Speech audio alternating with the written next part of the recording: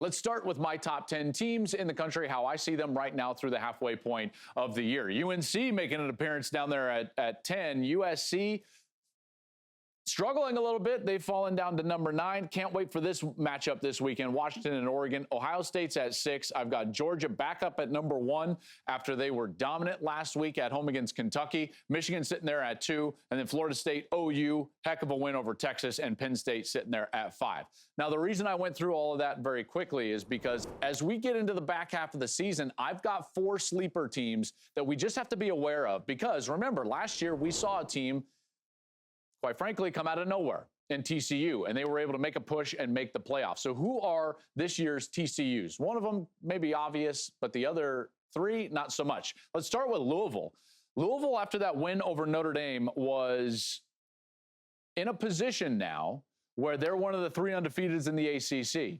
They've got a really good new head coach in Jeff Brom, just like Sonny Dykes last year for TCU, by the way. They got a veteran quarterback that can run the ball, and they're finding their stride. And don't discount the element of momentum in all of this. When you get a team that's playing that hard and that well for a new head coach, and in particular in an environment like they had last week against Notre Dame, this is a team with the schedule in front of them that could make a little bit of a run.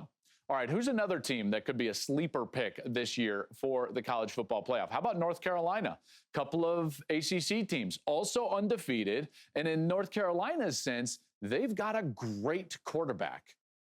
If you have that guy, why can't you go make a run? And they certainly can. And when you look at their schedule, they do have to go to Clemson. They've got Miami this week in a big game. If they get past Miami, there's a really good shot that North Carolina could make a strong push towards the ACC championship game and then ultimately potentially the college football playoff. Mack Brown has done an outstanding job at North Carolina. And just remember, he's got one of the best players in the entire sport in Drake May as his quarterback. So watch out for North Carolina. This third one is obvious, but they're not in the top 10. And the way they played early in the season in a loss and then in a win the next week made us question whether they were a playoff contender this year. But rest assured, the Alabama Crimson Tide are still a playoff contender. This is a team that is just going to get better. Remember, their head coach, Nick Saban, he's going to win in whatever philosophy or style he can.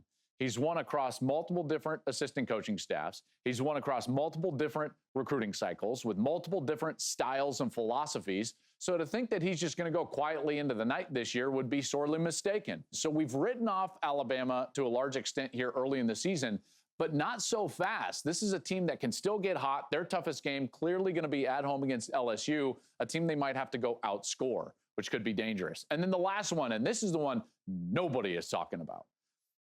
UCLA. Watch out for the Bruins. Okay, so UCLA lost to Utah, but then they come back and play dominant football against Washington State. They've got a young quarterback in Dante Moore that I really like. He's going to make some mistakes, and there will be some growing pains, which they've already suffered through. Remember, he threw the pick 6 against Utah. He threw another pick 6 against Washington State. But as they get better, you've got to recognize they've got one of the best defenses in the entire country. In fact, when you're looking at yards per play, they are the best defense in the entire country. The Bruins are legit, and as their quarterback gets better, then you have to look at their schedule.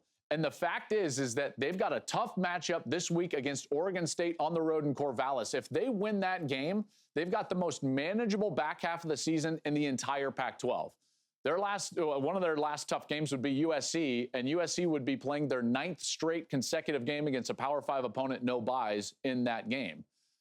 Watch out for UCLA. I'm just saying, Chip Kelly has done a marvelous job. He did a great job last year, and now even with a young quarterback, good run game, and a really good defense, the Bruins could be in line for that sleeper playoff spot come November and December. Hey, thanks for watching. If you enjoy that clip, make sure you click subscribe somewhere down here. From game highlights to exclusive interviews and rankings, we've got everything you need as a college football fan right here, College Football on Fox.